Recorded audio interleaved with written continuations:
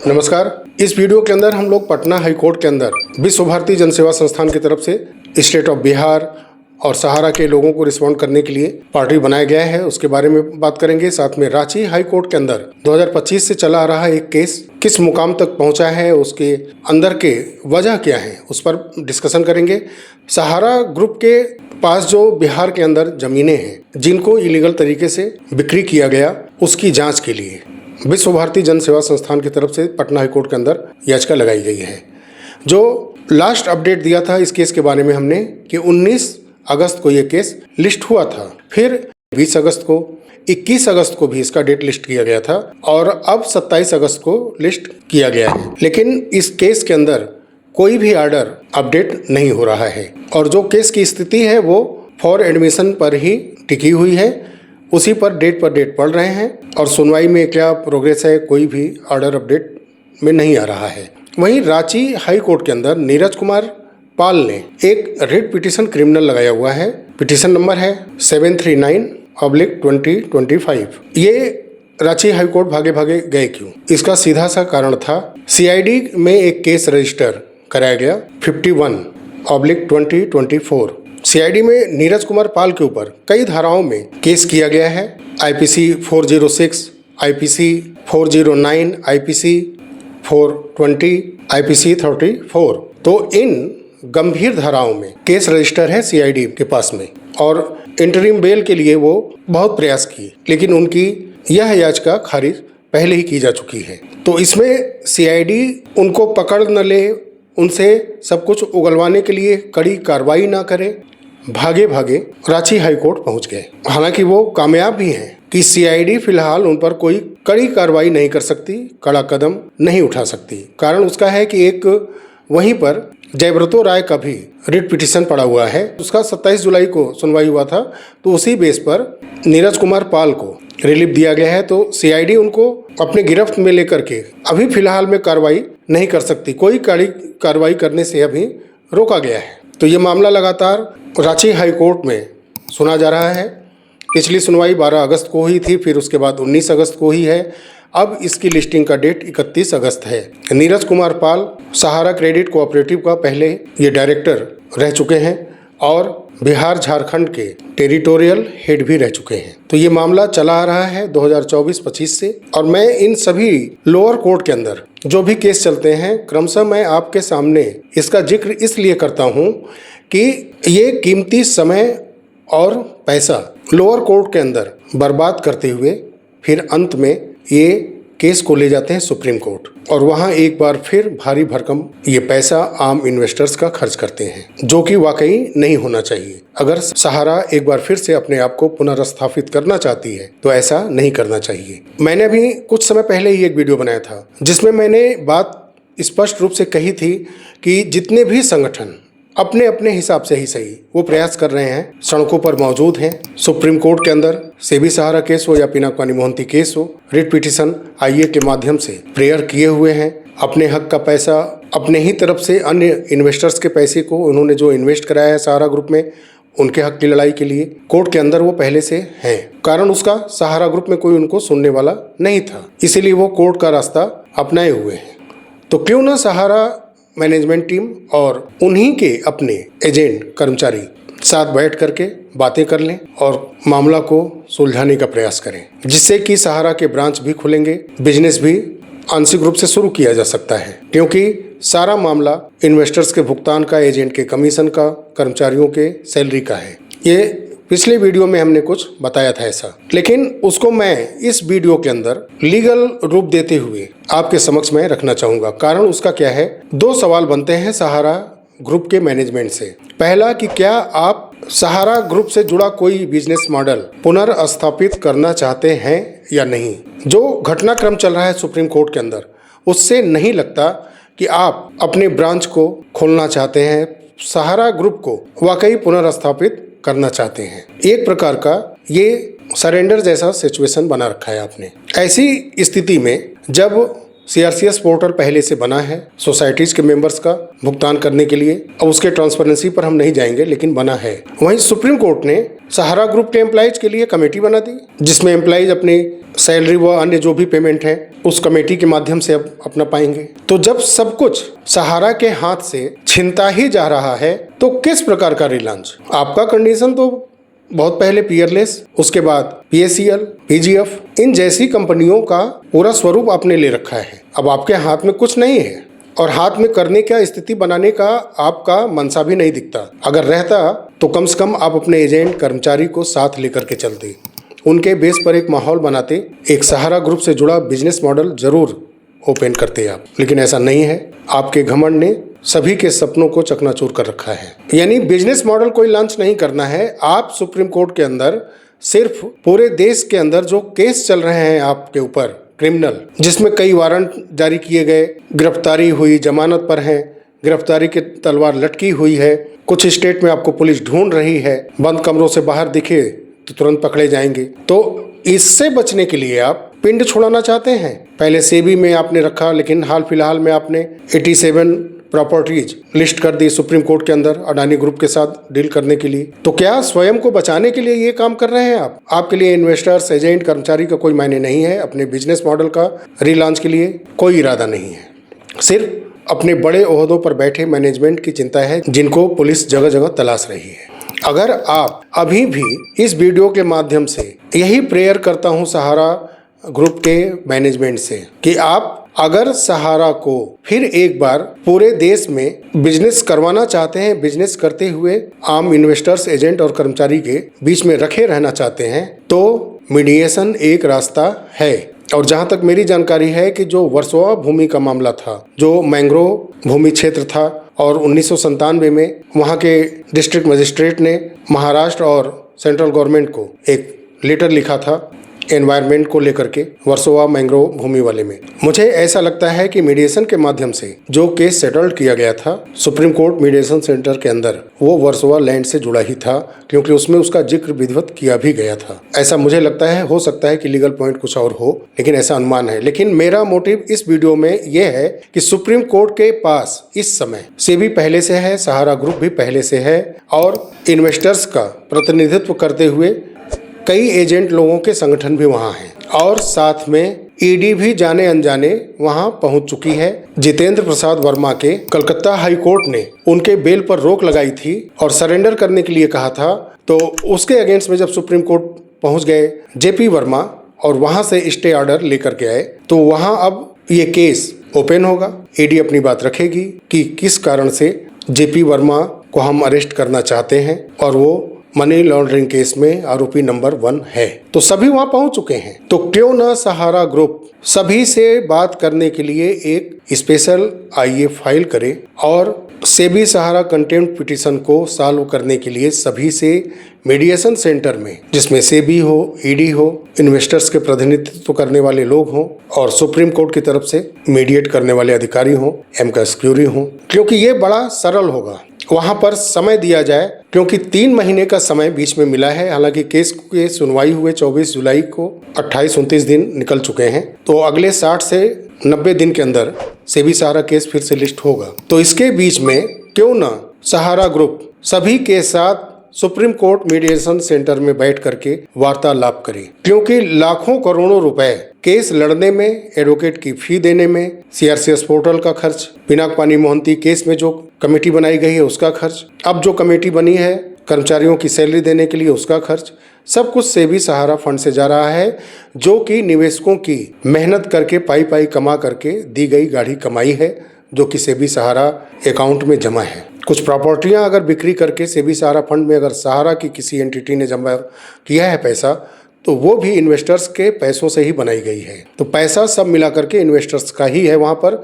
उससे सहारा ग्रुप के मैनेजमेंट को सैलरी जाती हो, या कर्मचारियों की सैलरी जाती हो, या बनाई हुई कमेटियों को सैलरी दिया जाता हो, सब है वो इन्वेस्टर्स का ही पैसा, और उसको दरवाजे दरवाजे जा करके मेहनत करके लाने वाले एजेंट हैं। और इसमें ना एजेंट और ना ही कर्मचारी गुनाहगार हैं। एक अच्छे बड़े कमीशन के एवज में उन्होंने मेहनत किया, दिन रात मेहनत किया, लोगों को अपने ऊपर के अधिकारियों, मैनेजमेंट टीम के सदस्यों के द्वारा जो कि मीटिंग के समय बड़े बड़े सेमिनार में बोला गया, भरोसा दिलाया गया, वही एजेंट ने किया। भरोसा तो इतना दिलाया गया कि सहारा का जो स्पॉन्सरशिप है, क्रिकेट के मामले में देखिए आप, प्राकृतिक आपदाओं में सहयोग उन्होंने किया, अपने फैमिली के शादियों में बड़े बड़े सेलिब्रिटीज को इन्वाइट किया, चाहे वो पॉलिटिक्स नज़रिए से देखिए या बॉलीवुड नज़रिए से देखिए या हॉलीवुड के भी नज़रिए से देखिए, और जो दिखता है वो बिकता है। इतना भरोसा इन्होंने जमा दिया कि पूछिए मत। कुछ समय तक एयरलाइंस पे फोकस था इनका, और इतना जो देखेगा तो भरोसा बनेगा कि भारत की एक कंपनी है, भारत में इतना सब कुछ कर रही है, देश के पक्ष हो या विपक्ष हो सभी पार्टियां इनके साथ फोटो सेशन कर रही हैं, तो भरोसा तो यूं ही जम गया। देश के इन्वेस्टर्स का हो चाहे वो एजेंट का हो, जिसका बेनिफिट पूरा सहारा मैनेजमेंट को मिला और जिसका लॉस, नुकसान सबसे ज़्यादा इन्वेस्टर्स का हुआ, फिर एजेंट का हुआ, और अब कर्मचारियों का सामने आ चुका है कि उनका भी 2014 से अब तक काफ़ी ज़्यादा नुकसान हो चुका है। तो मेरा इस वीडियो के माध्यम से यही रिक्वेस्ट है सहारा मैनेजमेंट से कि पहले के वीडियो में हमने आपसे कहा कि आप सभी संगठन से बात करें, कोशिश करें माहौल अपने पक्ष में मोड़ने की। शायद अहम घमंड वो काम करने नहीं दे रहा है सहारा ग्रुप को, तो कम से कम इन्वेस्टिगेशन एजेंसीज हो, रेगुलेटर एजेंसीज हो, और ये सभी संगठन सुप्रीम कोर्ट में हैं, उनके साथ मिलकर के मीडिएशन सेंटर में जाकर के मीडिएटर के माध्यम के फलस्वरूप इसको सॉल्व करिए। अगर सहारा को वापस लाना है तो, नहीं तो अगर सिर्फ केस से भागना है कि सब कुछ उधर कोर्ट के अंदर फंस जाए मामला, और उसके बाद एक एक आईए लगा करके पूरे देश से जो केस सहारा के मैनेजमेंट पर पड़ा है उससे रिलीफ ले लिया जाए।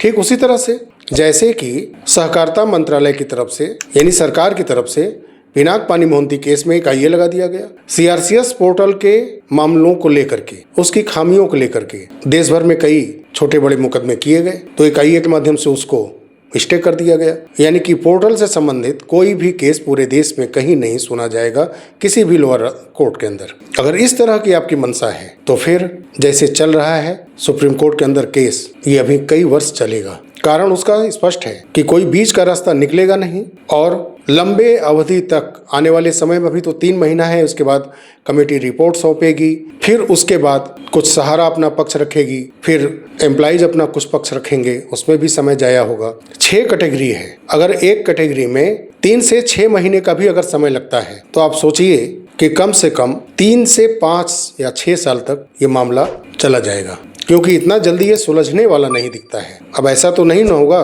कि कमेटी का रिपोर्ट आया और पेमेंट रिलीज करने का ऑर्डर खटाखट जारी हो गया और सभी के खातों में फटाफट डीबीटी के माध्यम से पैसा पहुंच गया। इतना आसान तो होने वाला नहीं है। पीएससीएल के मामले में देख रहे हैं आप ना, 2015-16 से क्या हो रहा है, और अभी भी पीएससीएल पर मैंने 2-3 वीडियो किए हैं, उसमें स्पष्ट हमने कहा है कि कई जगह इलीगल तरीके से अभी भी पीएससीएल के प्रॉपर्टीज की बिक्री की जा रही है। अब सोचिए कि इतना पुराना मामला है, लोढ़ा कमेटी बनी हुई है, लेकिन हो रहा है, और सुप्रीम कोर्ट पल्ला झाड़ देती है कि जाइए कमेटी पीजीएफ की बनी है, वहां पहुंचिए और वहां जाकर के अपनी बात कहिए। और पिनाक पानी मोहंती केस में भी यही हो रहा है, कमेटी है तो उनसे जाके कहिए। यही समस्या है, इसीलिए मैं बार बार कह रहा हूं कि बीच का रास्ता यही है। तो कोर्ट के बाहर सभी लोग बैठ करके एक बार फिर से एक एक कदम पीछे हटते हुए, लचीला रुख अपनाते हुए समझौता कर लें, या कोर्ट के अंदर ही सुप्रीम कोर्ट के मीडिएटर के, मीडिएशन के सभी पक्षों के माध्यम से समझौता करते हुए मामले को सुलझा लिया जाए। नहीं तो वर्षों बीत चुके हैं, कई वर्ष निकल जाएंगे कि पिनाक पानी मोहंती केस की तरह ही पूरे देश के केस पर स्टे होगा जरूर, क्योंकि जेपी वर्मा को जिस तरीके से कोर्ट ने रिलीफ दी और कोर्ट के अंदर सरेंडर करने पर स्टे दे दिया, ये स्पष्ट है कि रिलीफ मिलेगा सहारा के सभी मैनेजमेंट के ऊपर। जितने केस चल रहे हैं सब पर स्टे लग जाएगा, क्योंकि कमेटियां बन चुकी होंगी, वो कमेटी देखेंगी पेमेंट के मामलों को, तो फिर मुकदमे की जरूरत नहीं रह जाएगी। प्रॉपर्टी लिस्ट कर दी गई है सुप्रीम कोर्ट के अंदर, बात को गौर करिएगा आप। तो आप मैनेजमेंट पर दबाव डालिए, जो इन्वेस्टर्स हैं, एजेंट हैं, कर्मचारी हैं, कि अगर अभी भी पैसे बचाने हैं, करोड़ों बर्बाद नहीं करने हैं इन कमेटियों के ऊपर, उससे न जाने कितने लोगों का सैलरी दिया जा सकता है, कमीशन दिया जा सकता है, इन्वेस्टर्स का पैसा भी दिया जा सकता है। सोचिए कि अगर 3 महीने के लिए ही अगर ये कमेटी चली, हालांकि ऐसा होगा नहीं, ये तो लंबे समय के लिए चलेगी, तो 15 लाख रुपए हाई कोर्ट के रिटायर्ड जज को दिया जाएगा। अब सोचिए कि 5 लाख रुपए जिसका जमा है वर्षों से, अगर ऐसे 3 परिवार को 5-5 लाख रुपए अगर मिल जाए तो उसके घर में कितना खुशियां आएंगी, कितना खुश हो जाएगा वो परिवार। और सबसे बड़ी बात कि उस 5-5 लाख रुपए का जो पूरे देश में संदेश जाएगा कि सहारा ग्रुप पॉजिटिव है अपने इन्वेस्टर्स के लिए, एजेंट और कर्मचारी के लिए। अनावश्यक फिजूल खर्ची अब वो नहीं कर रही है। अब वो पैसा सीधे जिनको मिलना चाहिए, जिनका हक है, उनको मिलना शुरू हो गया है। सहारा के प्रति भी लोगों का भरोसा बनता। साथियों, मेरा बहुत बड़ा ये यूट्यूब चैनल नहीं है, बहुत बड़ा सोशल मीडिया प्लेटफॉर्म तो नहीं है, लेकिन मैं 100% कोशिश करता हूँ कि लीगल एविडेंस के साथ आपके समक्ष में कोई भी वीडियो रख पाऊँ। ये मैं मानता हूँ कि कुछ आंकड़े, कुछ शब्द में त्रुटियाँ हो सकती हैं, लेकिन मेरा मोटिव लीगल फैक्ट एविडेंस के साथ ही वीडियो बनाना होता है। नहीं मेरे चैनल पे उतने सब्सक्राइबर हैं, क्योंकि लंबी चौड़ी बातें फेंक करके मैं सब्सक्राइबर या व्यूज नहीं लेना चाहता, और मैं अपने लीगल पॉइंट पर वीडियो बनाने पर कायम हूँ। 13 जुलाई से अब तक जितने भी तथ्य को आपके सामने हमने रखा है वैसा होता सुप्रीम कोर्ट के अंदर सीधा दिख रहा है। लाइव अपडेट जो मिले हैं आपके सामने रखे हैं। बहुत लोगों ने कमेंट बॉक्स में आकर के मखौल उड़ाया, गलत बयानबाजी किया करके अपशब्दों का प्रयोग किया, लेकिन कमेटी गठित हुई। जिनको ये झूठ लग रहा था कि कोर्ट के अंदर डिस्कशन चल रहा है कमेटी गठित करने के लिए कर्मचारियों के लिए, वो सत्य साबित हुआ।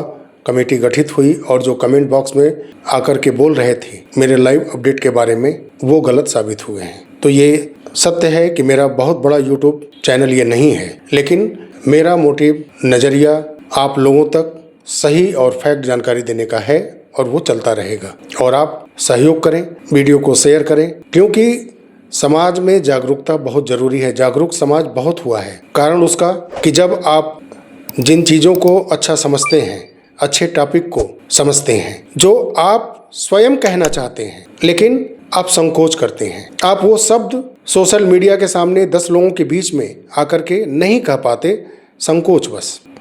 ऐसे लोगों के मन के अंदर चल रहे शब्दों को जुबान हम देते हैं। जो आपके मन में चलता है, तरह तरह की बातें उमड़ती हैं अपने पैसे को पाने के लिए, ऐसे लोगों के मन के शब्द मैं पकड़ता हूं और उसको आवाज़ देता हूं अपने वीडियो चैनल के माध्यम से। अभी भी न जाने कितने लोगों को ये भरोसा हो चुका होगा कि सहारा खत्म हो चुकी है। बहुत सारे इन्वेस्टर्स जिनका 100-200 जमा होगा, 1000-2000 जमा होगा, 10-20 हज़ार जमा होगा, ऐसे गरीब लोग जो एजेंट्स के अलावा किसी को नहीं जानते, कहते कहते थक गए, एजेंट भी अपने काम में मशगूल हो गए, पोर्टल पर उनका आवेदन ही नहीं गया, आजकल करते हुए आवेदन नहीं हुआ, यानी वो पैसा लगभग डूब गया। वो जागरूक नहीं है, कम पढ़े लिखे हैं, आवेदन भी नहीं कराया। अब सोचिए ही आप कि शुरू में 5 लाख या 10 लाख का सीआरसीएस पोर्टल पर आंकड़ा नहीं दिया गया था कि इतना ही आपको करना है अपडेट, और जब पोर्टल आया तो उस समय खुल करके लोगों ने आवेदन किया। आंकड़ा कितना है? 1.5 करोड़ या उससे थोड़ा बहुत ज़्यादा, और सोसाइटीज़ का आंकड़ा कम से कम 6 से 8 करोड़ के बीच में होगा इन्वेस्टर्स का। इसीलिए मैं कह रहा हूँ कि जो इन्वेस्टर्स 100-200 कुछ हज़ार रुपये जमा किए हैं, उनका पैसा तो यूं ही नहीं मिल पाएगा, क्योंकि वो इस सिस्टम के हिसाब से ढल ही नहीं पा रहे हैं। उनका रिक्वेस्ट ना पोर्टल, ना सहारा ग्रुप, ना कोई एजेंट, ना सरकार समझ पा रही है, ना उठाया जा रहा है। इसी तरह जैसे कई कर्मचारी फंसे पड़े हैं इस समय, बहुत सारे कर्मचारी जो कि संगठन के माध्यम से कुछ ऐसे ग्रुप बना करके सुप्रीम कोर्ट पहुंच गए, आइए लगा दिया। ऐसे लोगों को रजिस्टर्ड कर लिया गया, रजिस्ट्री के माध्यम से वो लिस्ट तैयार हो जाएगी, कमेटी के पास जाएगी और कार्रवाई शुरू हो जाएगी। लेकिन बहुत सारे लोग जिन्होंने सहारा ग्रुप के कई एंटिटी में काम किया है और फिर वो अपना बिजनेस या कोई छोटा काम करके बैठ गए हैं, पैसा नहीं मिला उनको, क्योंकि हर कोई सक्षम नहीं है। वकील को पकड़े, उनका फी दे, सुप्रीम कोर्ट में जाकर के आइए लगाए। बहुत लोगों को नहीं जानकारी होगी, या जानकारी होगी तो वो बेबस होंगे आर्थिक स्थितियों से। तो ऐसे कर्मचारियों का भी पैसा फंसा है। अब 90 डेज या 100 डेज या 120 डेज के बाद कोर्ट अगर कहेगी कि अब सहारा एंटिटी के और जो कर्मचारी सुप्रीम कोर्ट इतने समय तक नहीं आ पाए, वो कमेटी के पास जाकर के अपना आवेदन दे सकते हैं, तब तो ठीक है, नहीं तो उन कर्मचारियों का भी भविष्य खत्म, पैसा नहीं मिलने वाला है। तो इस तरह से कई 100 करोड़ रुपए, इन्वेस्टर्स हो, कर्मचारी हो, एजेंट हो, इन लोगों के हक का पैसा तो यूं ही डूबता नजर आ रहा है। सहारा मैनेजमेंट से एक बार फिर यही अनुरोध है कि अगर आप बिजनेस करना चाहते हैं फिर से सहारा ग्रुप से कोई एक एंटिटी बना करके, तो या तो सुप्रीम कोर्ट के बाहर बैठिए सबको इकट्ठा करिए, या सुप्रीम कोर्ट के अंडर एक लीगल प्रोसीजर के जरिए आप मीडिएशन को अंजाम दीजिए। नहीं तो फिर बहुत ही बुरे तरीके से निवेशकों को फंसाया गया है। CRCS पोर्टल में आवेदन कर चुके हैं, कुछ ने पाया, कुछ का 50,000 तक मिलने के बाद लंबा अमाउंट पड़ा हुआ है। तो सब कुछ लफड़े में पड़ा हुआ है, कुछ स्पष्ट नहीं हो रहा है और कोर्ट का प्रोसीजर वर्षों तक चलता रहेगा और यहाँ कोई चला जाएगा, उसकी पीढ़ियाँ बदल जाएंगी, लेकिन प्रोसीजर, ये सिस्टम इसी तरह से चलता रहेगा। लेकिन सहारा ग्रुप अगर आज भी चाहा जाए तो सब कुछ पटरी पर आ सकता है। चलिए साथियों, मिलते हैं अगले वीडियो में, तब तक के लिए नमस्कार। जय हिंद, जय भारत, वंदे मातरम।